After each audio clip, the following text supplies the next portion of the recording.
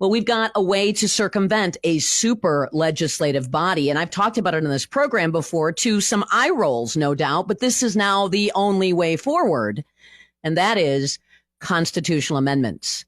The executive vice president of IRG, Institute for Reforming Government, Chris Reeder, joins me on the program to talk about this. Constitutional amendments meet every court decision that throws out a key piece of policy with a constitutional amendment and more. You don't have to just wait for the court to throw things out. You can start offering up some constitutional amendments that will help to secure liberty in Wisconsin.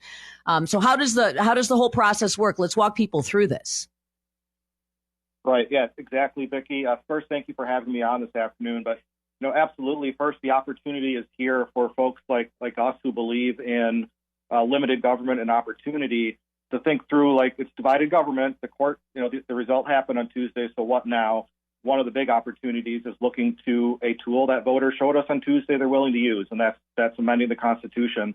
It's a long process. It's not simple, but it's very doable. It requires the legislature to pass a resolution enshrining whatever the right is that they are looking to enshrine. And we have some suggestions, some ideas to look at, things like right to work and Act 10. But it requires the legislature to do that, to face election, to pass it a second time, and then it goes to the voters. So realistically, if there's a will among the legislature and we can properly define which issues are kind of worth taking this fight on for, we could see these type of ballot initiatives before the people as early as spring of 2025 or the following fall. So it's a way, as you say, to certainly protect against bad court cases, efforts that we'll be seeing from special interests to undo Act 10, right to work, agency deference, and other very important reforms from the Governor Walker's years. But also it's an opportunity to think creatively, you're right, and what can we do on the offense to get ahead of some of those reforms or some of those efforts from special interests that are looking to expand government instead of limit the scope of government like we would like to do. Yeah, I think that right now it's the only way to move forward, unless the Republicans just want to surrender, raise the white flag, and just say we'll do whatever the Democrats want us to do. And I don't know how that's I don't know how anybody thinks that's a good idea. So I don't think that's going to happen. And there is a whole lot that you could actually sink your teeth into here, including the maps. Now, the maps may be obliterated before anyone has a chance to vote on a constitutional amendment that would protect the way we draw district maps in Wisconsin. What Janet Protasewicz promised was that she wanted a, quote, nonpartisan map, which of course means drawing excess Democratic voting capacity into conservative areas to limit the ability of the Republicans to take the majority, a supermajority, let alone a majority, is the intention here. So we may be late on some of these things, and some of the reforms, the key reforms, might be gone forever. But right now, we should be talking about right now, Chris, the Republicans should be talking about after the Supreme Court loss. My inbox should have been filled with press releases with a resolution to fight back against what has become a corrupted judicial process after this last election. Right. And, some states I'm jealous of. They were able to get ahead on some of these issues. We look to some of our friends around the country, in, I think, Tennessee, they were able to pass right to work in the Constitution back before it was really a national fight, right? When we were fighting it out here, literally on the streets around the Capitol, they were able to pass a constitutional amendment to protect the right to work there. They were able to do the same thing, protecting against egregious income taxes in that state. So absolutely right now, the left, when they look at how they can win on policies, they don't leave any tools untouched, and we need to do the same. And this is a very, very practical and useful tool. It's an opportunity to figure out, how do we go in and just enshrine those issues that the people of Wisconsin have a strong belief in. And again, they're willing to do it. They did it on Tuesday. They've done it in the past to protect the right to hunt and plenty of other rights that the people of Wisconsin say, yeah, that should be part of our Constitution, not left to the whims of a court or a legislature that could change parties every 2 years. You know, there's all kinds of things. I would start out with right to work and Act 10. I would actually try to do a slate and try to get some big ones on the books straight away. I would do right to work. I would do Act 10. I would do voter ID, and I would do school choice. I would enshrine those four things into our Wisconsin Constitution. None of these ban anything. These are positive constitutional rights. In our state, it is a positive constitutional right to have your own voice and your own choice be reflected in whether or not you want to join a union. It is absolutely, a positive right to choose your child's school. And you can think of some others as well. You can think about parity in police funding. You can think about, there are a number of different things. I personally, on my wish list, enshrine Wisconsin's concealed carry law into our Constitution so that nobody can mess with that and take our guns.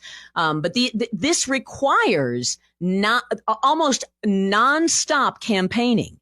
And that's something that the Republicans don't do well. The Democrats do, but nonstop campaigning is not something we do well.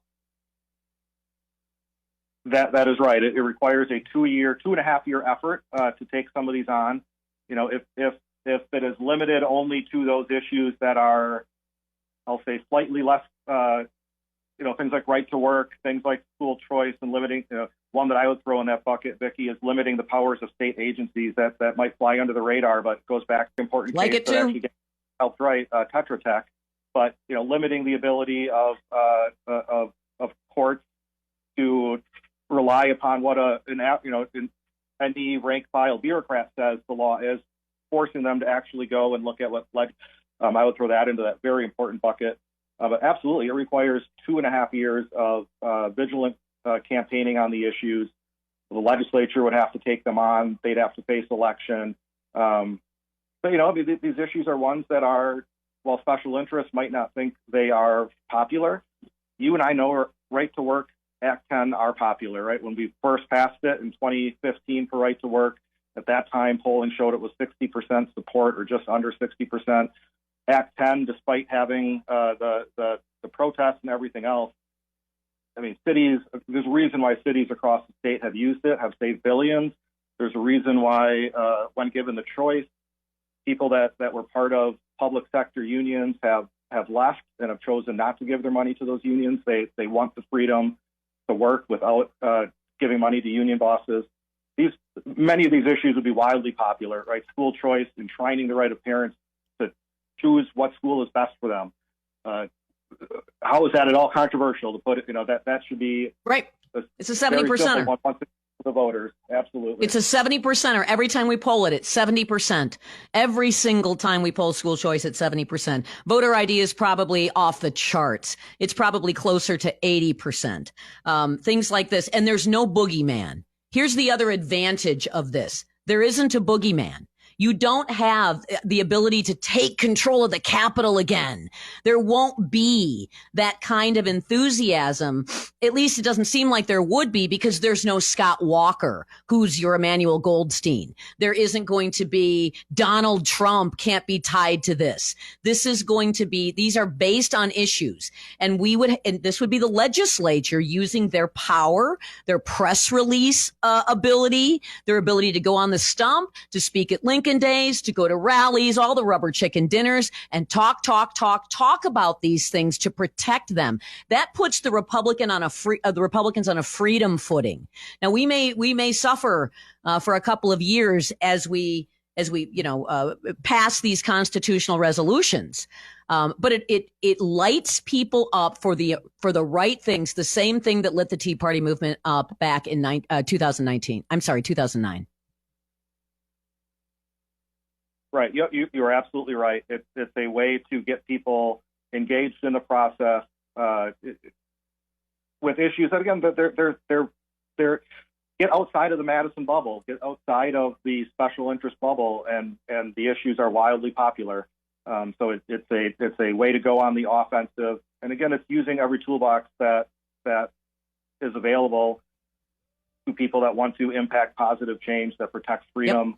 That keeps opportunity alive in our state, instead of just It would be real easy, Vicki, to wake up after the last couple of elections and say, gosh, this is what's going on. You've seen plenty of memes of, the last one out of Wisconsin, turn off the lights. It'd be real easy to do that. That's not what we're about at IRG. We're about trying to fix government. We're about trying to get rid of the barriers from people that are stopping people from succeeding in the state. And that means having a functioning government, using every tool that it has. And this is the path before us right now to really impact that change. And there's really there's a lot of inventive and creative ideas out there that could also be conjured into a constitutional amendment, a positive constitutional amendment. It keeps the freedom fire alive. That's why I like it, because it actually keeps people motivated by the North Star of liberty. And we need to get the entire Republican Party back to that. And this absolutely would do this. I think this would keep the base hot. And I think that all of these things would pass. That's another thing. Chris Reeder, thank you very much for coming on the program today. Thank you. Good to have you from Institute for Reforming Government, the Executive Vice President.